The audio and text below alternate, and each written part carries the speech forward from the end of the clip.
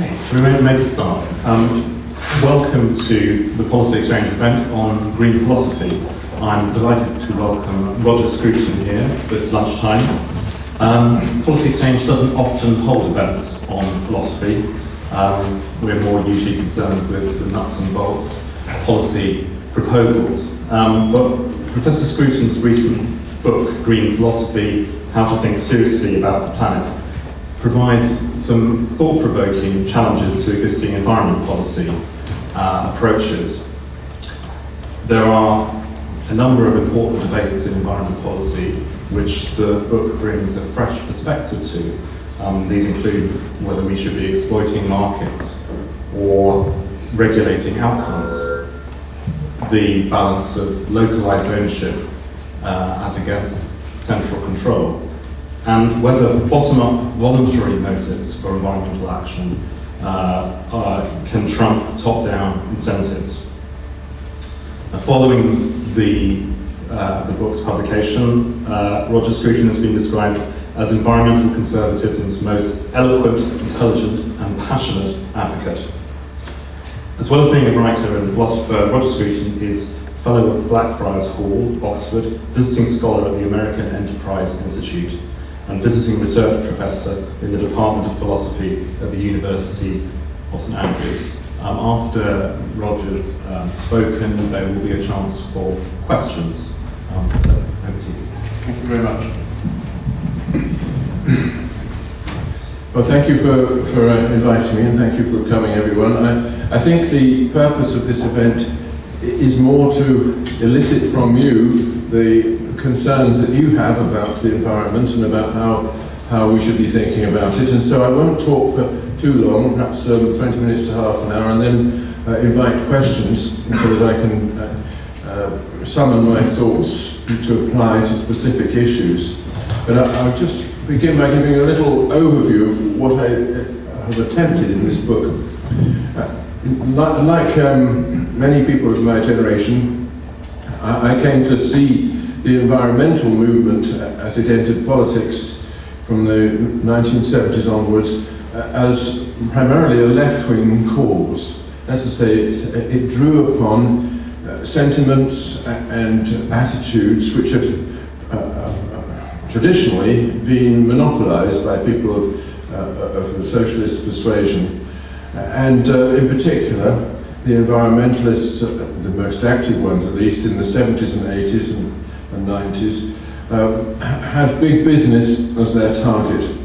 They wanted to persuade us that the market and the multinational businesses that exploited it were in the business of passing on the costs of their enterprise, not just to the rest of us, but to future generations, leaving the earth in a less acceptable state than it had been when they began, and indeed, if not controlled, would eventually degrade our environment to the point when it could no longer be recuperated. And of course, there is in all of us a natural resentment towards people who are doing well, and big business is the best, most vivid example of something which is doing extremely well, otherwise it wouldn't be big. And there is also in all of us a desire to protect the victim of other people's success. And in the case of the environmental movement, the victim was about as widespread as any that has ever been imagined, namely the earth itself. And so some very traditional left-wing motivations were conscripted by the environmental movement, and it indeed entered politics very much as part of the broad coalition of left-wing movements, and this was especially true, of course, in Germany in the Red-Green coalition that succeeded the collapse of communism.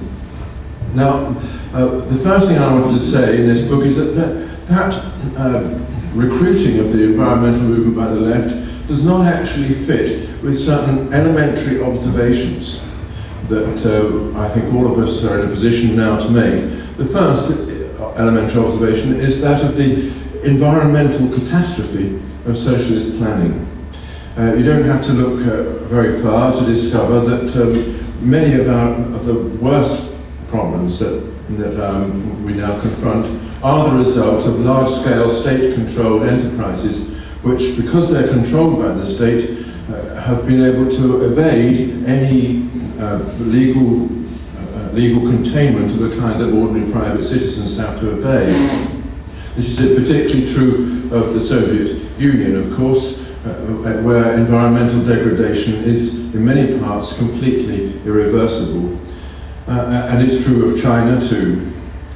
And another observation, which doesn't fit with this, the standard left-wing picture, is the environmental degradation that we observe in the failed states and the impoverished states of the Third World. We're in a position now to confront the adverse environmental effects of poverty, which lead people to devote all their energies to exploiting what is available in the present moment and putting nothing aside for the future.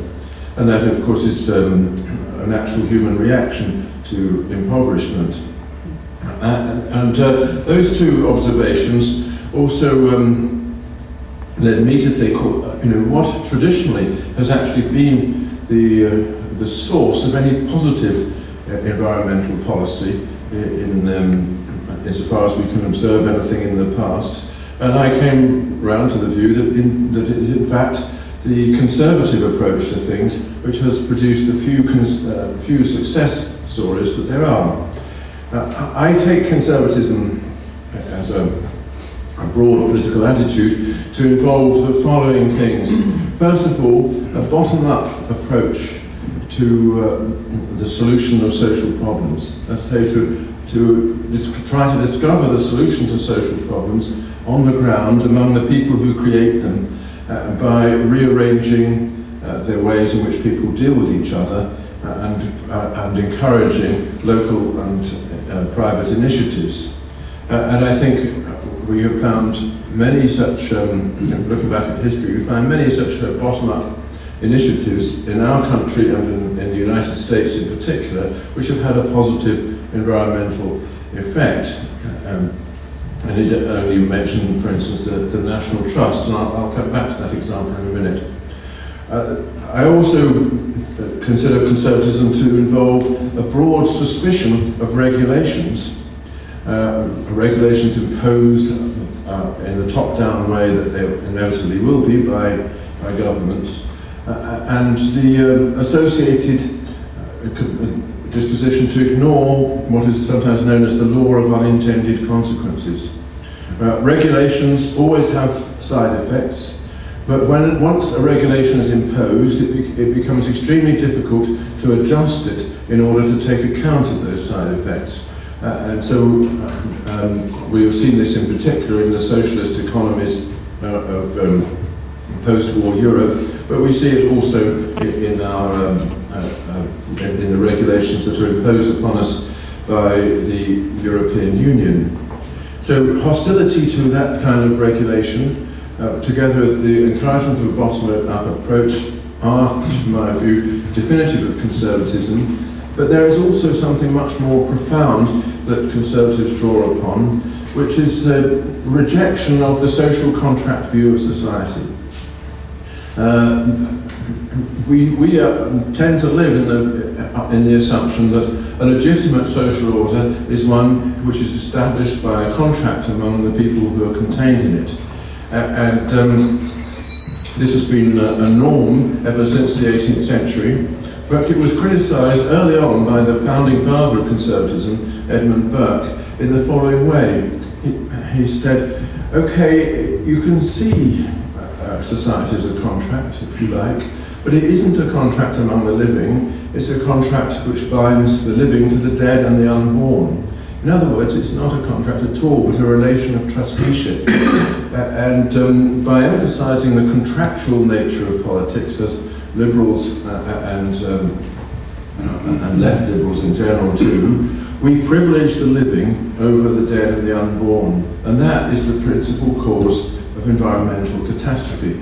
Now, Burke did not specifically have the environment question in mind when he said this, but he was concerned with the spoliation of accumulated social capital by the French revolutionists.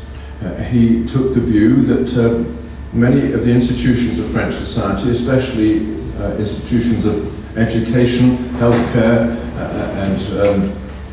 and care for the urban environment, had been expropriated by the revolutionaries and squandered.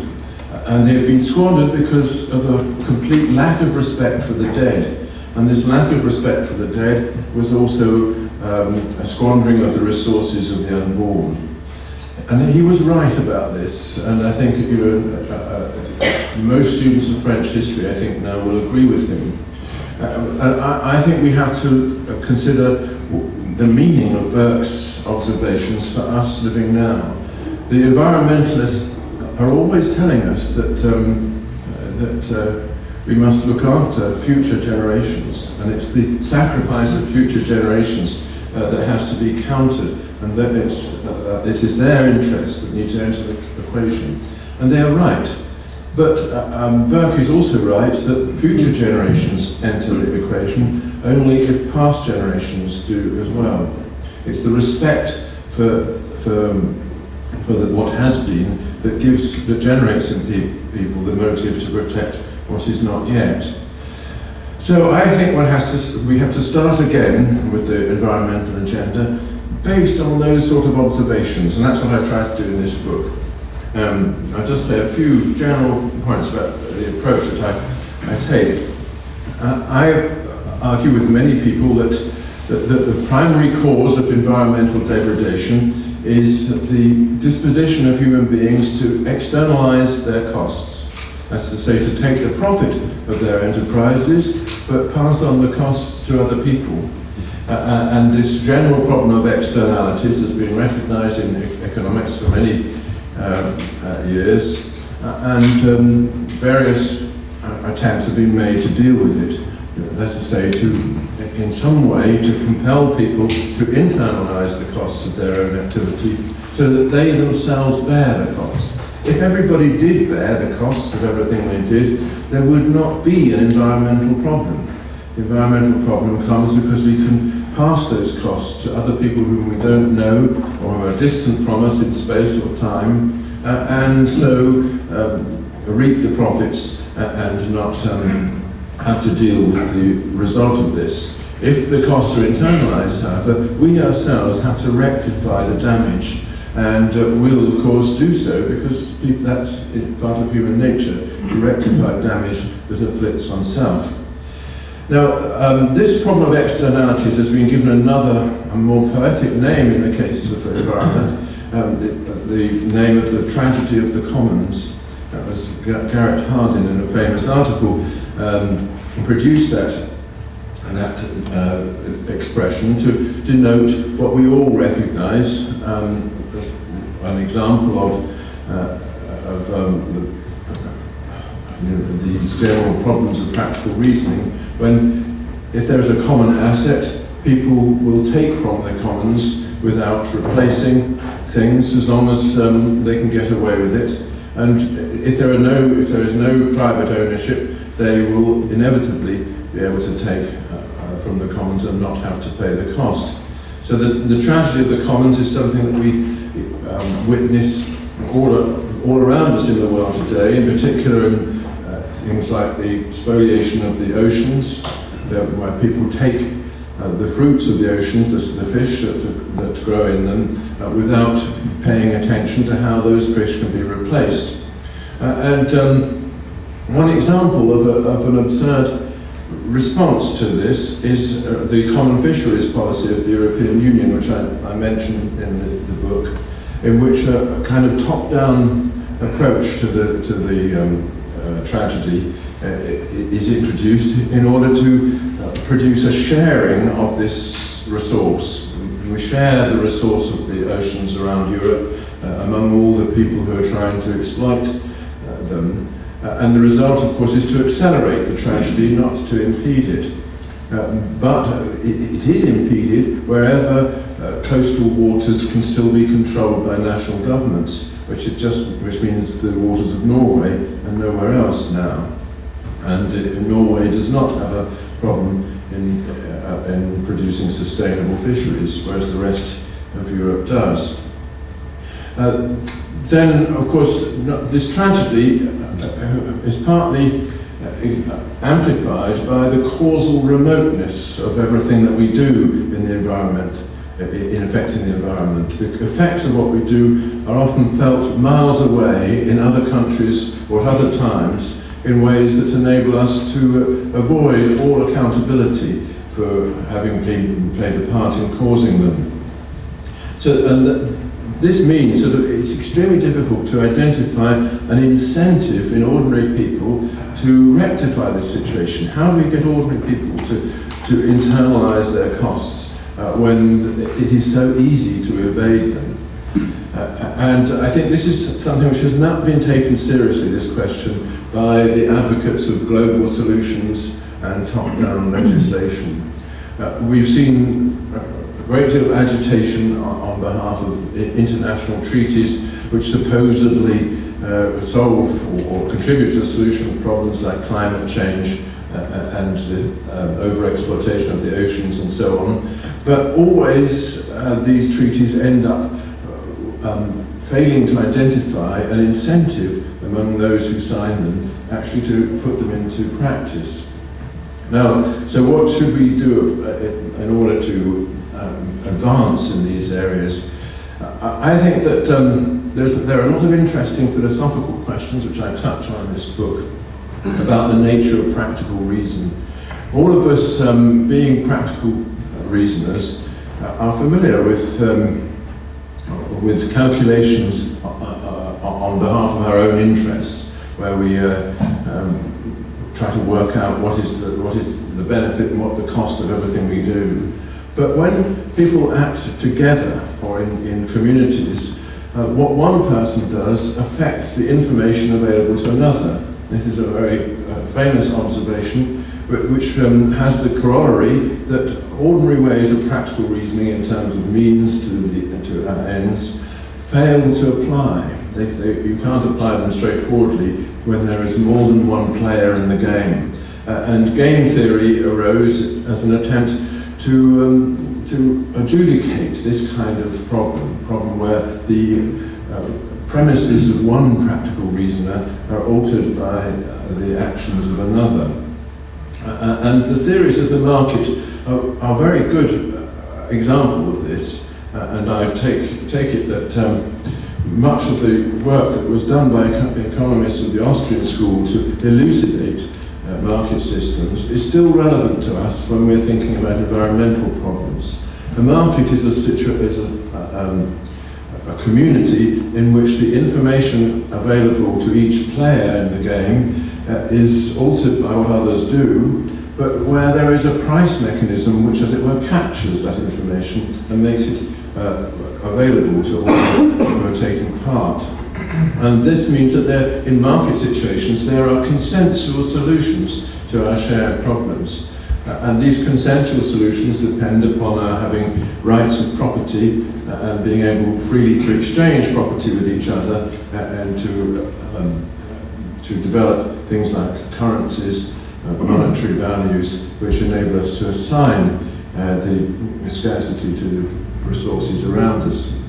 Now so many people, especially people on the right in America, think that the only answer to environmental problems is to liberate the markets and allow the solutions to these problems to emerge from people's free interchange of interests. And of course that is not right, because everything depends upon, again, upon the extent of the market and upon the ability of some players within it to externalise the costs of their involvement. So markets only function for the collective good if they're constrained from outside by other systems of practical reasoning. So I look in this book at some of those systems, one of which is the Law of Tort, which has been extremely important in our country in devising solutions to environmental problems before Parliament has ever considered them. and I consider the leading case of Rylance and Fletcher, a mid-19th century case, in which the law of tort was used to return the costs of environmental damage to a person who produced them. There are other examples that have been studied by people like Eleanor Ostrom, who got a Nobel Prize for her particular contribution to this area. Examples where people have got together to protect common resources through collective property rights and legal procedures that enable them to protect those resources from outside invasion.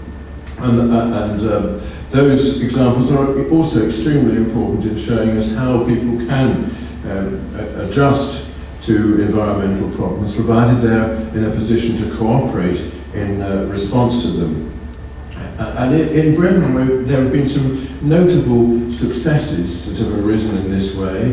In particular, the cleaning of our rivers, which was accomplished in the post-war period by the Anglers Conservation Association. Anglers got together and used the common law rights of ownership of the riparian property along the riverbank to force polluters to change their ways. Since the polluters at the time were largely nationalised industries, the state was not going to do this, but individual people combining together in a civil association and using the common law and in particular the equitable remedy of injunction were able to clean up the rivers and prevent this pollution. And this was a remarkable success story, again of a bottom-up kind, which I want to say should be taken as a paradigm as to how one solves these problems. Now, of course, not all top-down regulations are counterproductive. Certain problems can only be solved by governments taking collective action on behalf of us. And we have some examples of, like, the way in which the Clean Air Act, which removed smog from our cities and so on. And in health and safety regulations, the use of top-down measures has been often very successful. Although I argue in the book that health and safety regulations are part of our environmental problem. It is health and safety regulations that have led to the widespread packaging of food in plastic and things of that kind, which are extremely difficult to deal with. Okay, so finally, I try and identify a more general motive for environmental protection, which, if excited in people, will lead them spontaneously to look after things for themselves. I call this motive oikophilia. It's what Germans call Heimatgefühl, the love of home. I prefer the Greek because Heimatgefühl was obviously one of the things that got poisoned by the Nazi deviation. So oikophilia, I argue, is something which is natural to human beings. The love of the place that is theirs and the desire to settle in it and to maintain it and to pass it on. And I give examples of this, in particular from our own country, and maybe in conclusion it might be worth just referring to some of those examples. The environmental movement, if you were to believe the left-wing story, is the invention of radicals from the 1960s. In our country, however, this is just not true. The environmental movement began in the 17th century with the protests over the deforestation of England, led by John Evelyn and people like that, and endured through the Romantic movement, becoming conscious of itself in the writings of Wordsworth and Coleridge. And their writings in turn influenced John Ruskin, who is perhaps the most important figure in the environmental movement in this country.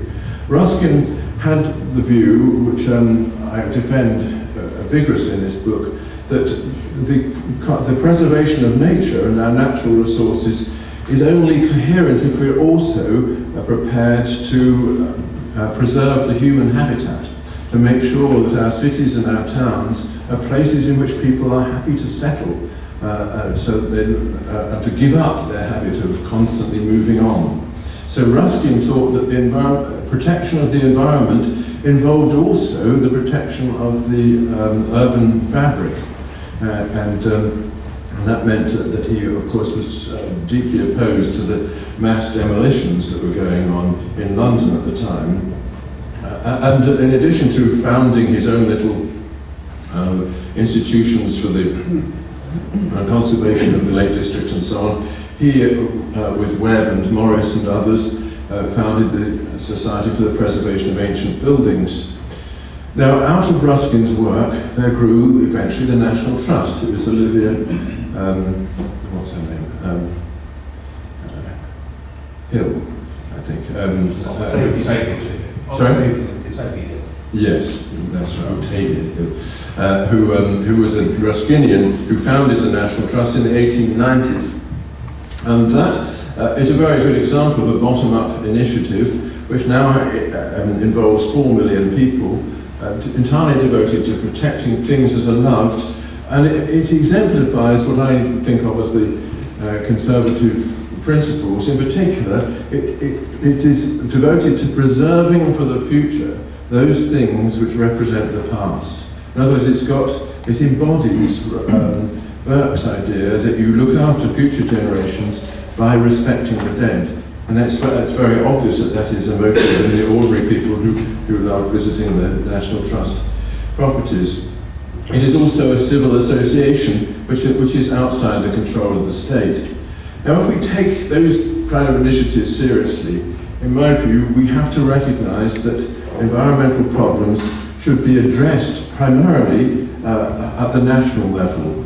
That although there are global problems which can only be solved through treaties and through international action, if we haven't addressed our environmental problems at the national level, we won't have the motive that will include ordinary people in those larger scale issues. And my view is that one of the great damaging things, damaging results of the environmental activism that we've witnessed in recent years, is that it has transferred people's sense of the problem from the nation to international bodies, making it look as though there's nothing that you and I can do, and that the nation anyway is a thing of the past which has no particular authority to deal with these things, that they have to be surrendered to those institutions like the European Union, the United Nations and so on, which, as I argue, when looked at closely, can be seen to be part of the problem and not part of the solution. This doesn't mean that we can get away with not having international treaties. There are certain things about which we must aim to have treaties. But we must always recognize that treaties are only as valuable as the incentive to obey them. Just getting signatories on a piece of paper without affecting in any way the structure of the nations that are represented by the piece of paper is not going to get us anywhere. And I think this is particularly so if we look at the problem of China. I think I'll leave it at that, and I'll invite your questions as to what you think I should be talking about, other than what I've already said.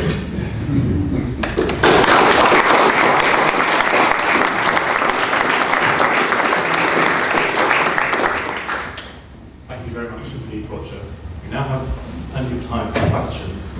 I'm going to start the ball rolling by asking the first question, and that is about this central concept of workophilia that's in the book. Can you say to what extent this concept can be applied to probably the greatest environmental challenge, that of climate change? Well, yes. The first thing to recognise is that obviously the problem of climate change, assuming it's happening, is not a problem that can be solved in any one country or any one place. And this is why people obviously take this as an example to stand against the conservative approach to things. I would say, however, that if you look at the initiatives that people have taken to solve it, they are initiatives taken in a particular place always. And they arise from people's love of that place. It may be that the initiative has to spread from that place around the globe, but if it doesn't start anywhere, it'll never be done.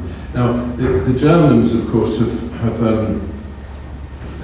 in many ways set an example here by saying that at least whatever else happens, we're not going to contribute to the build-up of greenhouse gases. We're going to have an electrical system which is fed entirely by renewable resources and so on. And I think the interesting thing is, of course, that having said that, they then plugged their grid into the French nuclear-powered system because their own windmills wouldn't produce the electricity they needed. So that it was an example of purely symbolic politics. And in my view, wind farms are in general examples of purely symbolic actions, and also have the negative side effect that they destroy people's love of the place that they're supposed to be looking after. Most people find them in such a pollution in themselves that they think, well, why should I bother? But nevertheless, if you look at the initiatives that have been taken, they have been taken by particular countries and particular localities on behalf of the people living there. The only long-term solution to climate change is the discovery of some form of clean energy which can be made cheaply available around the globe. There's no way that a treaty is going to constrain countries which have not yet enjoyed the full benefits of industrial development not to use whatever fuels are available. It's only if we can discover something that we made cheaply available in the third world and in China and so on that we have any hope of a remedy. And that discovery will again be made by people in a particular place acting according to particular interests which are part of their own oikophilia. Okay, lots of questions. I will take one here and we will get around to that one. My name is Ian Orr, and I used to work in the Foreign and Commonwealth Office on environmental matters. I'd be very interested in your saying something about the principles that should apply to environmental issues affecting places where there are not local communities. I'm thinking of the deep seabed, I'm thinking of the many uninhabited islands, some that were inhabited and have been badly degraded, and they happen to be ones that, of which the UK has got rather a lot. But how do you get resources to help to restore the ecologies of places like Henderson Island in the Pitcairn group, or Gough Island in the Tristan group, which have got no local community? Well, that's a very interesting question, which I confess I haven't really thought about. Obviously, Jared Diamond has famously argued that Easter Island, the desertification of Easter Island, came about because people chopped down all the trees without thinking for the future, and that many of these deserted regions of the world can be seen as the results of environmental degradation by the people who lived there. It certainly wouldn't help to bring those people back.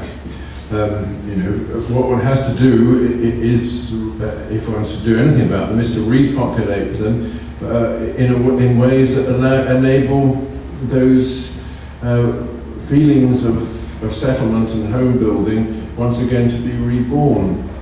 Now, one thing I didn't mention, though I think it's very important, is that environmental protection tends to be a middle-class thing. It exists wherever a reasonably comfortable and secure middle class exists that can start worrying about things, agitating on behalf of planning laws and all the rest that we've seen in this country, which has been extremely effective, at least in England and America.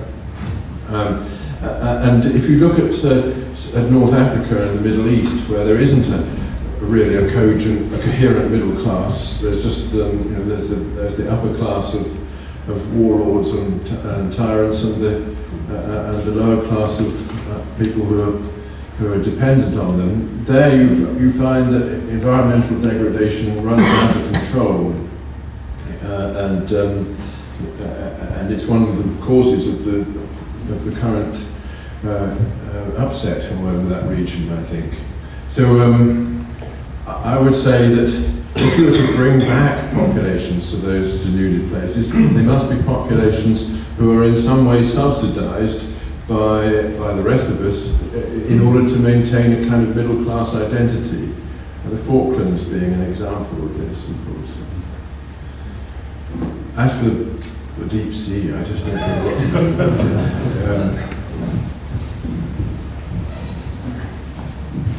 Hello, my name is Peter Hall. I want to ask you about extinction, the extinction catastrophe the world is facing, and what the responsibility of the state is, or rich Western states, to solve that problem. The problem is a global problem, it is an urgent problem, and it is a problem on a massive scale. And it seems to me that only the state has the resources to deal with the problem on that scale. I'm involved with trying to protect the Javan rhino, which there are only 44 left, and there are only 4, 5 or 6 breeding females. There are no resources in that area to solve that problem. It seems to me we need to transfer wealth and technical support from our societies to that problem, and that's a problem that we can multiply by thousands across the whole globe. Thanks. Well, you've identified the problem and the only feasible solution. When things have got that bad, we have to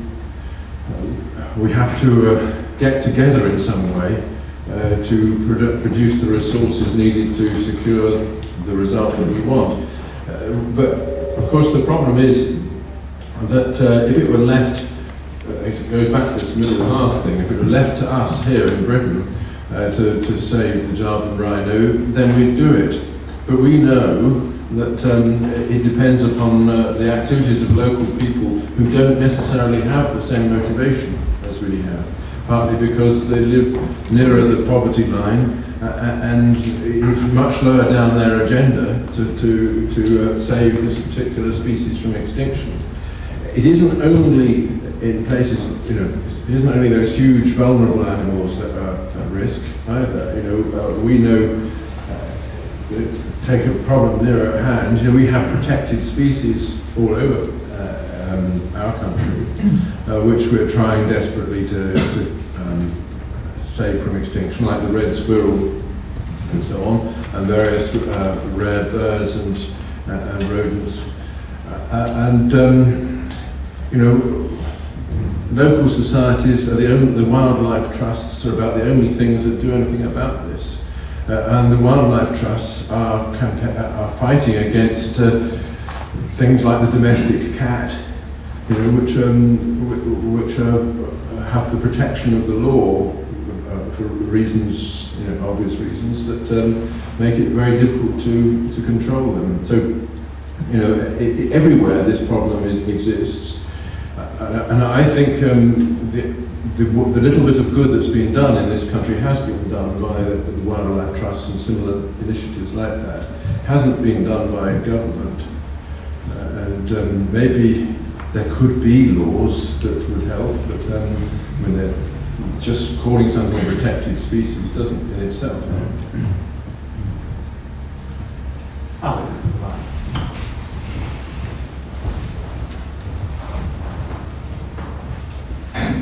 So hello, I'm Alex from Policy Exchange. I mean, one of the interesting things I thought you raised was about the failure of socialist planning and the environment. And one way we have socialist planning in this country is the planning system, which essentially is that councils impose a vision for their area onto local communities. It doesn't take a particularly positive view of what we can do or try and enhance the natural environment. If you look at what was created in the 19th century, great parks and suburbs, compared with what's been created since 1947, when the socialist planning system is created, I find it odd that so many conservatives spend so much time defending a system which is inherently socialist and also hasn't particularly enhanced our natural environment. And do you think you could try and explain why that is? Well, I think this has to be seen in context. The Town and Country Planning Act of 1946, although it was a socialist government that introduced it, it was actually devised by the coalition during the war and was a response to private initiatives, people like Sir Clough Williams Ellis, and the architect, and the circle around him, which published an awful lot of stuff about the damage being caused by ribbon development and all that. And they were right, you know, about that, because that the distinction between town and country was being eroded, and that this distinction was necessary not just for the identity of our country as a place that was loved by those who lived in it, but also part of a healthy environment for not just for human beings but for all other species too.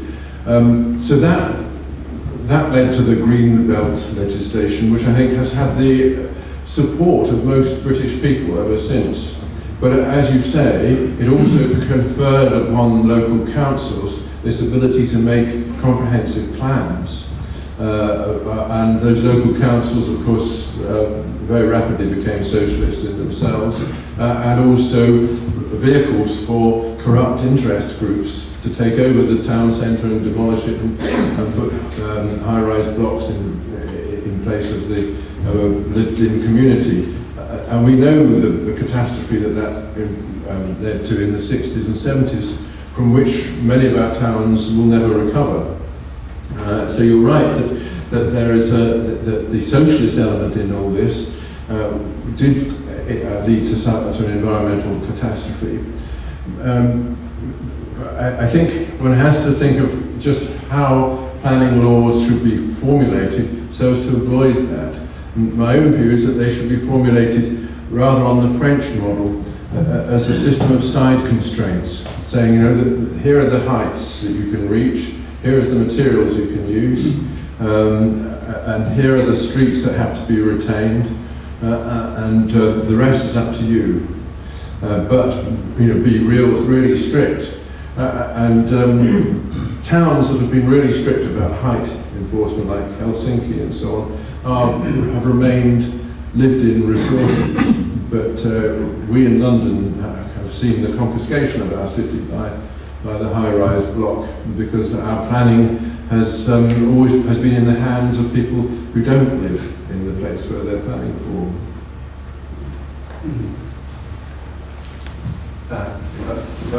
Yeah, right back. Robin Edwards, I'm trustee of Policy Exchange.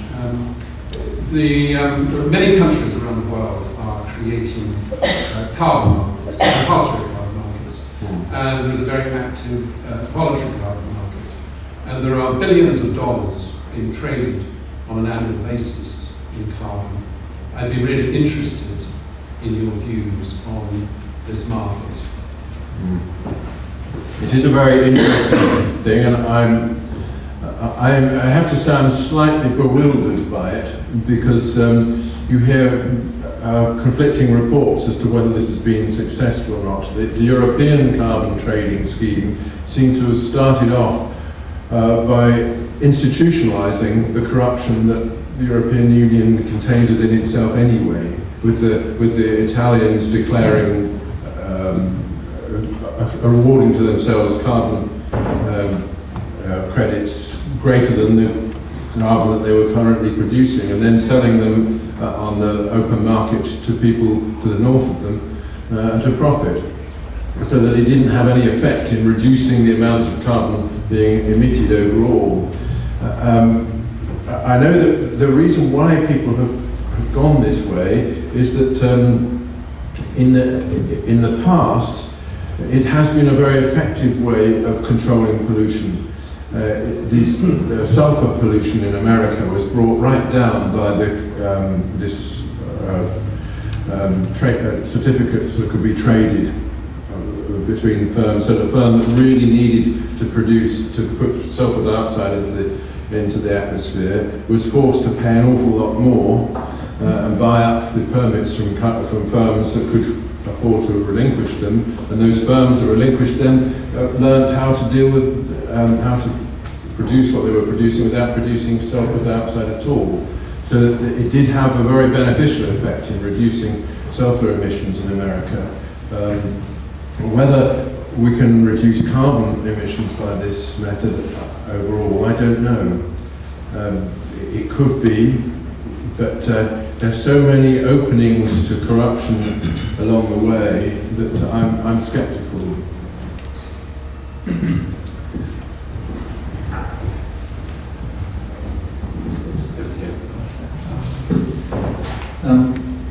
Roger, you asked us what our worries were and things that you hadn't talked about. My name's Tim Ward. I've read some of your books and very much enjoyed them. I'm not sure this is going to be one of them, I'm not sure. But, Well, as long as you buy it.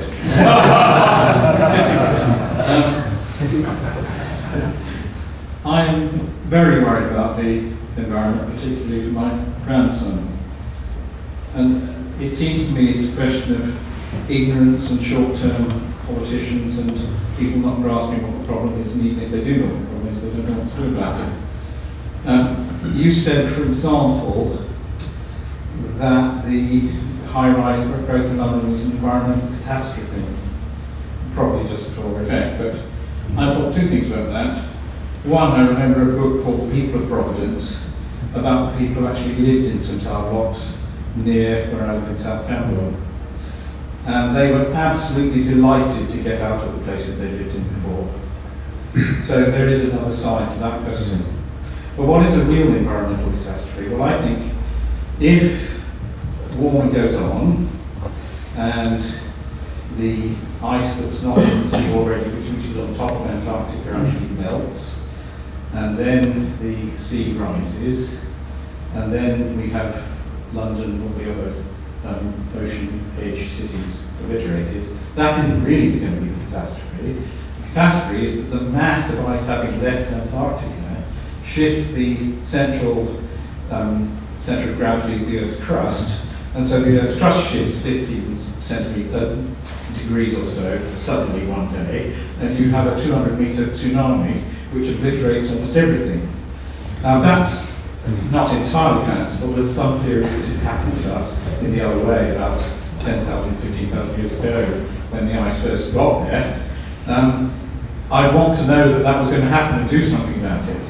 And for example, meteor strikes, or meteorite, great big meteoroids, asteroids rather, that was incredibly fanciful when I was a kid. You must have been joking. An asteroid strike, come on.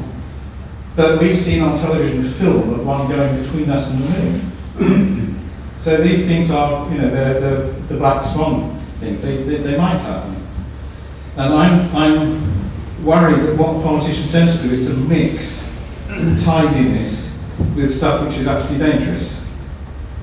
I think windmills and tower blocks and all these things, I put up with them for 40 years, 100 years, if we had time to persuade people to do something about the population problem and all those things. But I just think there isn't enough knowledge in politicians about science, about how science works and doesn't work, the difference between theory and fact, and then how to persuade the population to actually do anything about all this. Well, yes, I mean, that was less a question than a discourse.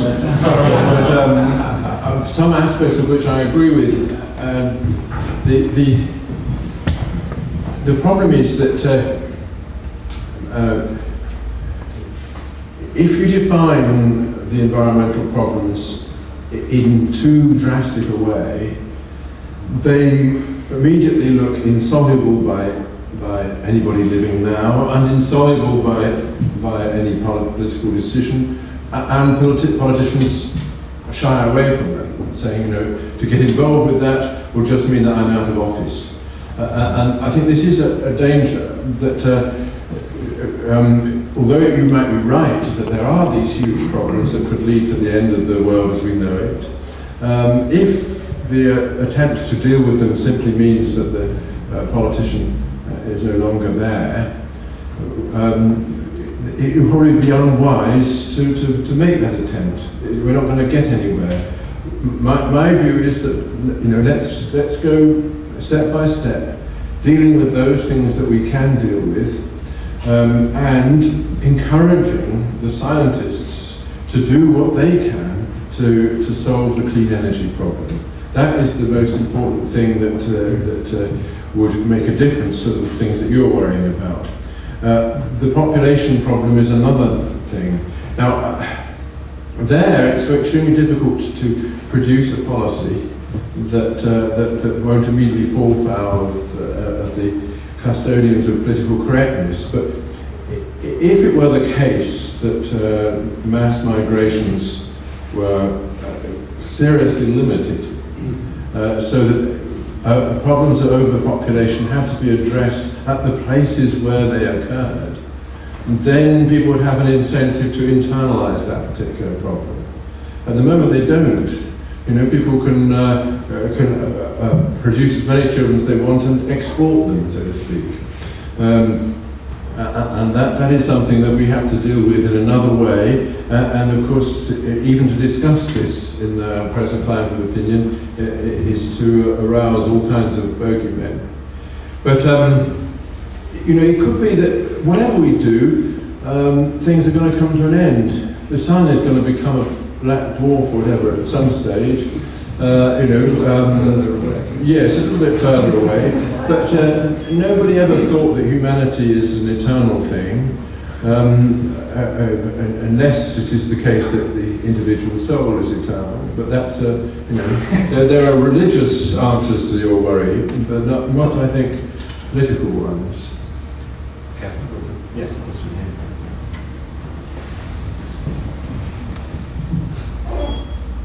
Thank you very much. My name is Peter Lloyd. I'm just wondering, in the thinking that you've done over this book and in the work that you did, whether you came across or would address any of these apparent trends that we've got now. Actually, previous questioner perhaps is a good example of one. But the first one is that the climate change debate is so huge and has become such a big issue that it's overwhelmed all other environmental considerations, perhaps including the Javan rhino.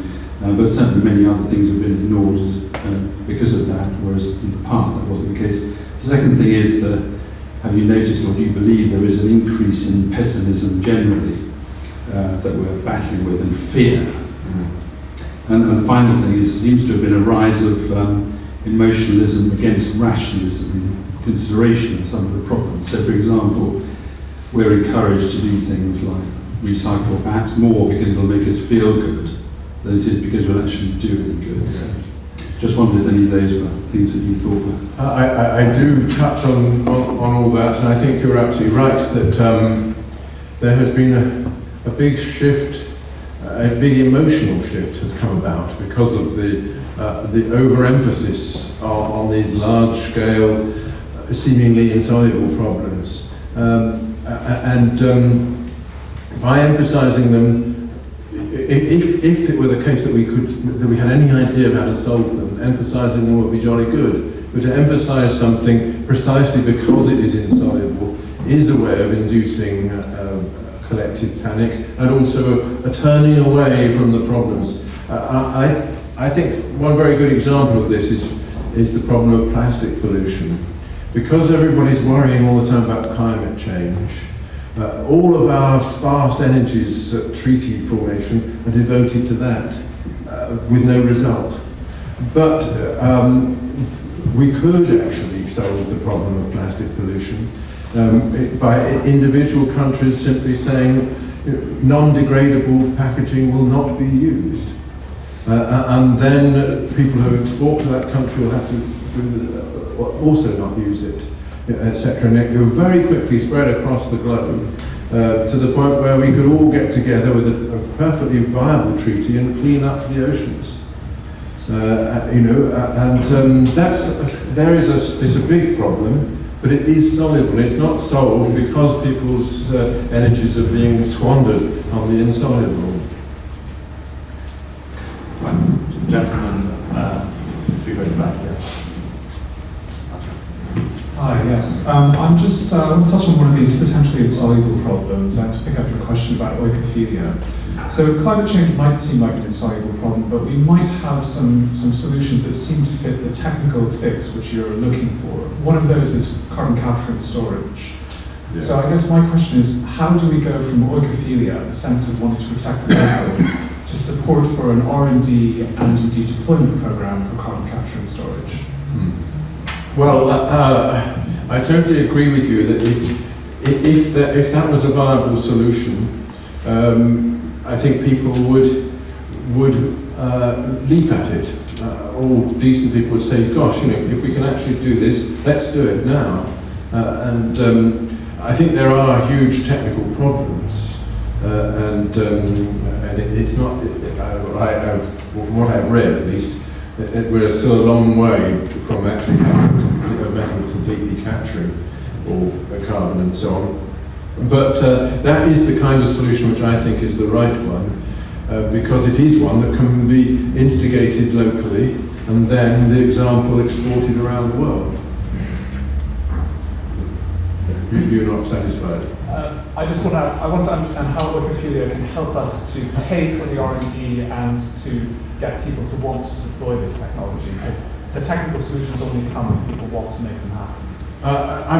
Oikophilia is the motive that we would call upon when it is necessary to get people to stop doing one thing rather than another. And that there will be a cost to people of treating their carbon in this way. And you're going to say to them, "I'm afraid this is the cost, and I'm going to make you internalise it, but it's for the country's sake." And then they will do it. I'm Jonathan Leake, I'm the environment editor on Sunday Times. And I'm just curious whether you think that environmentalism can ever be compatible with economic growth. Because it's one thing that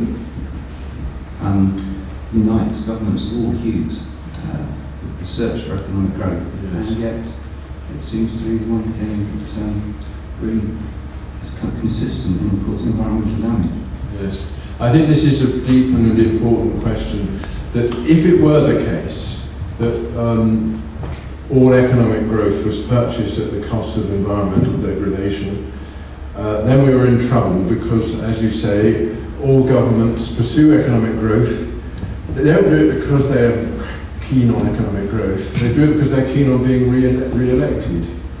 And it just seems to be the case that people only vote for a government if an existing government in a condition of economic growth, and they'll vote it out of government if they're in this state of economic decline. So if it were the case that economic growth was always purchased in this way, we'd be in trouble. But I think one has to remember that in the past, economic growth was achieved, especially in the 19th century, but also most of the 20th century, through large-scale industrial production of things, useless things like cars and so on. That economy, the economy of mass production, has dwindled and is vanishing. And we are entering another kind of economy of service industry, which is run by people like you and me, who don't actually produce anything, but we sit around talking to each other and exchanging bits of paper or emails or whatever. We get a newspaper. Yes, but less and less, and you can achieve economic growth simply by enlarging the circle of this kind of productive communication, and I think that my hope is that that's the way things will go, so that growth becomes compatible with environmental protection. Okay, let's take two questions. Gentleman at the front, was there one further? Yeah, there. My name's Gareth Morgan. I work for an environmental NGO. First of all, Professor Scruton, hooray! It's really nice to see your case, and I think your fundamental tenet is right, that in a sense the left have made the running on the environment over the last few decades, and it's nice to see the counter case. I think there have been great individual conservative politicians who made a mark in it, but I don't think there's been a convincing narrative, and I think what you've done here in quite a pragmatic way is present some of that. I don't agree with all of your thesis, but the way you approach it I think is really interesting. My question comes back to the fundamental tenet, that in a situation where the environment is not the fundamental issue for political parties, there's always going to be the tendency for someone like me to find the left solution more attractive, not because it's interested in the environment, but because it does provide the tools through fiscal measures and through regulation that could do something for the environment, whereas the right approach, the right-wing approach, unless it's viewed through the oikophilia lens, doesn't actually produce anything. So unfortunately I think the current government generally is trapped in the situation of not having something to offer for the environment because it doesn't have that underlying narrative that you have. Do you think it's any possibility that what you're describing here is likely to be adopted widely on the right or not? Second question. Hi, I wanted to ask, doesn't your wind farm example show that oikophilia is more likely to be an obstacle to addressing climate change than to solving it? Right. These are, yes, the first question, I think you're absolutely right that the conservative movement, if you can call it a movement, does not have a narrative to compare with that of the left. And that is because the left can always say, here is what we're going to do, we're going to legislate this way, this way, this way, and produce the top-down solution. The fact that the top-down solution has side effects which make the matter worse is always put out of mind, and that's absolutely true. So the kind of narrative that I've been giving is one that would be wonderful if our government adopted.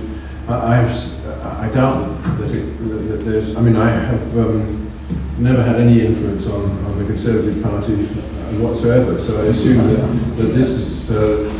Will have to suffer the same fate.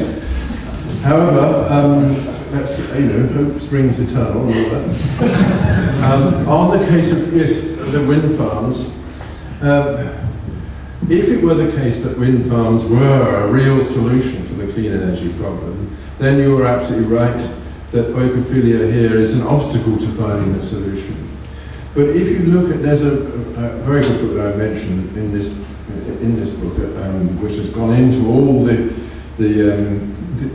carbon footprint of the wind farms themselves, the small contribution that they can make to the grid, and the huge cost of demolishing them, which will have to happen within a very limited time. If you look add all that together, it actually does seem to make no contribution anyway. But I think that people have adopted the wind farm solution out of oikophobia. I compare it to Lenin's declaration that communism means the Soviets plus electrification. That you put these things and these pylons leading from them all across the highlands in order to upset the NIMBYs who have made their comfortable home beneath them. It's a way of addressing against the middle class. And that's why people have espoused them. You really believe that? I believe all sorts of absurd things. That's such a fantastically expensive way of upsetting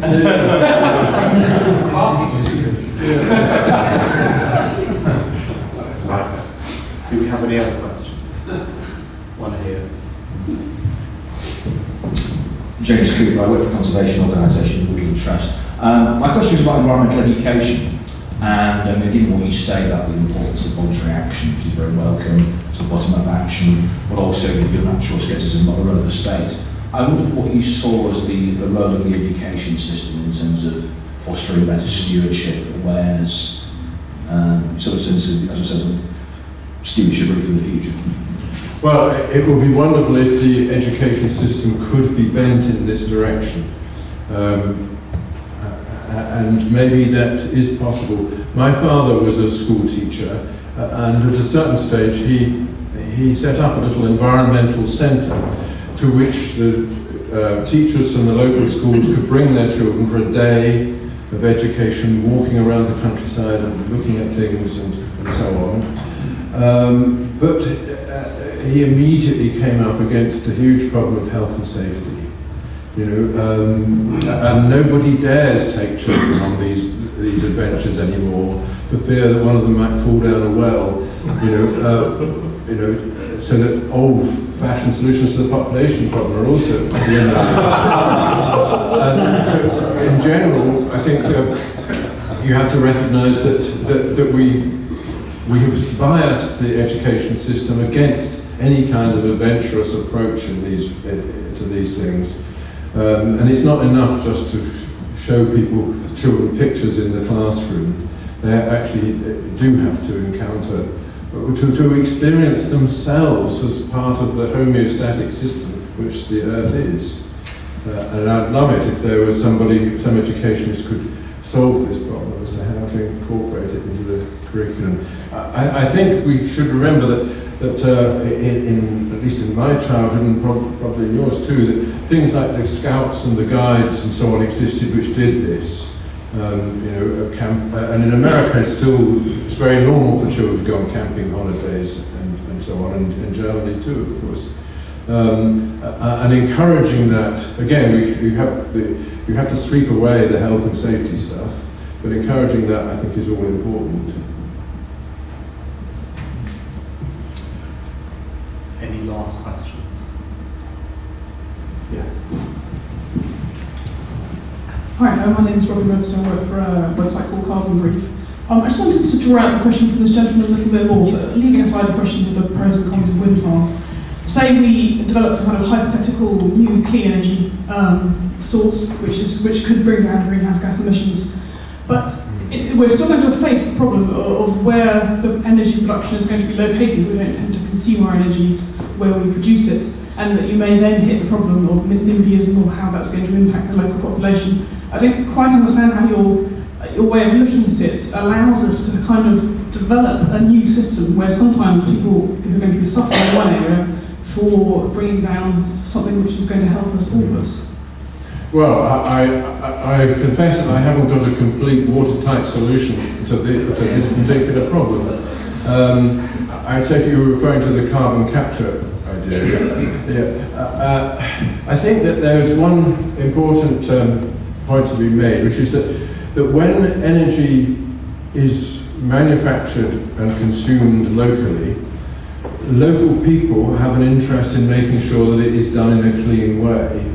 In Denmark, there's been a move to ensure that industries, insofar as possible, create their own energy. They have their own energy source on hand. And this means that local people can actually take legal action if there is pollution from it. There's an identifiable polluter, an identifiable victim, and so on. So you've got all those old-fashioned structures of control through the Law of Tort and so on available. And also, planning law can compel the thing to look right, to fit in and to disappear, as it were, into the environment.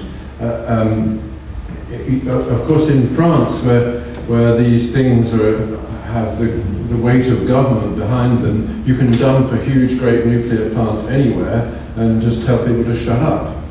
And that means you've got victims right next door and other people enjoying the benefits elsewhere. So I think that the solution, if there is one, does actually depend upon more localization and not less.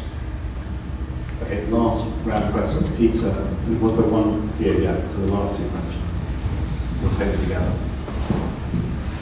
I'm sorry, I didn't quite understand your answer to my question. And the question is really, do Western states have a responsibility or a role in solving the global extinction crisis, or do we leave it up to the poor villagers living next to the rhinos? Well, I didn't quite, or similarly, deep oceans, the ocean commons, etc.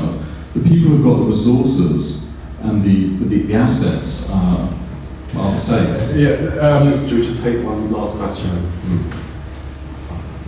My question is really following on from the one about education and your comment about the lack of experience because of health and safety. I certainly am aware of the fact that there are things that I did as a child or was allowed to do that would never happen to children nowadays, and it's a huge loss. But I wonder whether there isn't something that's not been mentioned, and that is the awful way in which we, as human beings, misconceive risk.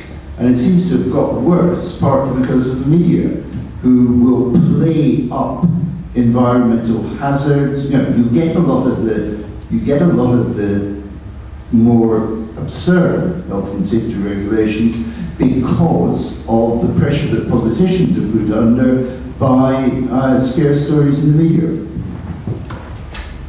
Yeah, well, the answer to the Java rhino question, I agree. I didn't give a clear answer to it because I don't actually have an answer. My view is that the resources needed are scarce. They are needed at home as much as they are needed in Java. I think if it were the case that we could, by taking the necessary action, save the Javan rhino without crippling cost, that would be fine. But whether we can really trust states to be the mediators of this transaction, I doubt.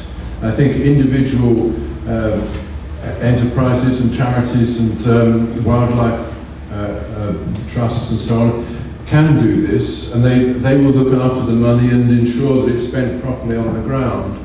But my own feeling is, from my reading of recent history, is that when money is given from one state to another, it lines the pockets of the kleptocrats in the second state, and certainly doesn't help the Javan rhino.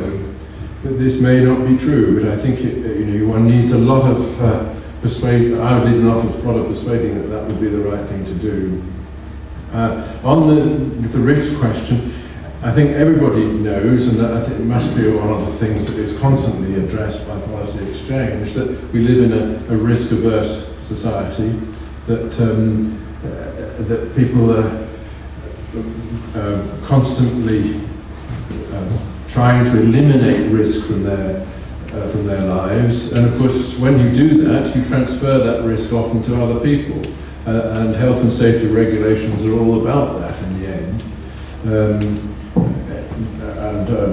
A simple example which I'll give in the book is that of the European Union regulation which says that we must have a qualified vet at every abattoir, because otherwise there's a risk that diseased animals might enter this food chain.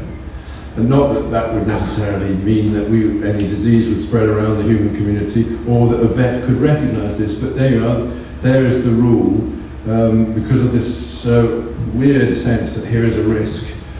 A massively expensive remedy is produced to eliminate that risk, and the first consequence of it is, of course, that all the local abattoirs are closed down in this country where veterinary qualifications are hard to obtain, and animals have to be transported 200 miles to the place of execution, so that the first thing that happens when there's an outbreak of foot and mouth disease is that it's spread everywhere. There was a huge cost to this small-scale this remedy of a non-existent risk. And I think we've seen this everywhere in our society, with tiny risks being eliminated by extremely expensive means which have far greater risks as the byproduct.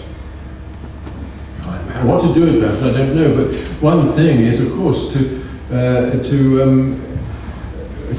reform the law of tort so that risks don't automatically bring with them these great rewards in the courts. we've seen this in you know, so-called whiplash industries, injuries, and people are now being where you get £3,000 every time someone runs into the back of your car and so on. That you know, if there weren't this great regime of compensation, it would become more normal for people to think, yeah, life is a risk, and I'm taking it. But how to reinstate that attitude throughout society is difficult. Great. Thank you. I think we've had an unusually wide-ranging discussion this lunchtime, ranging from rhinos to asteroids to the eternal soul. And I want to thank Roger Scruton for stimulating that discussion.